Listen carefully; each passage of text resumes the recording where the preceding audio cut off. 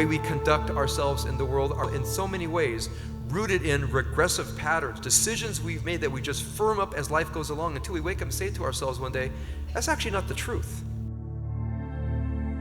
The regressive parts of your behavior, where you regress back to an old way of thinking that prevents you from an honest, spiritual, moral insight that leads you forward, that breaks you out of the grip of some old way and breaks you into a new way where you can see yourself more honestly and clearly. And when you actually look inside and you can see the construct, you start to calm down.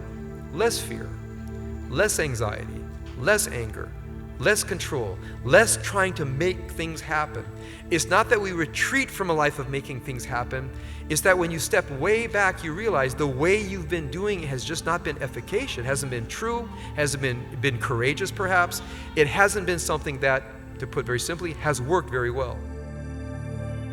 If that's one thing we can all do today, find one moment where that metaphoric angelic presence of the divine pierces into our life and wakes you up, then all of our sitting here together today has been worth it. The main things your child needs to know, you know, I know, but we forget, is not taught in school, where they spend hour after hour after hour. What they need to know is not taught there. It's somehow deeply embedded in you. We try to make that a trademark of our synagogue, that's what we're trying to teach is conscious living.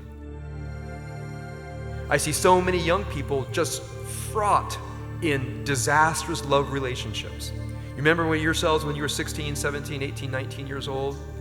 And try to imagine if someone could have given you a little bit of wisdom at that age, how to conduct yourself when you're in love, how to conduct yourself when you're angry, when you're jealous, when you don't know, what to do with yourself in moments of unknowing.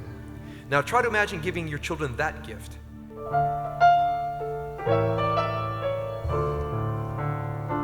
Part of what a religion ideally is it collects beautiful heritage, beautiful literature, great teachings, beautiful song.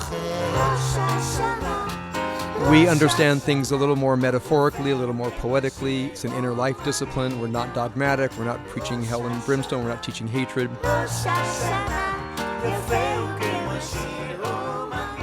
Some of us have no life.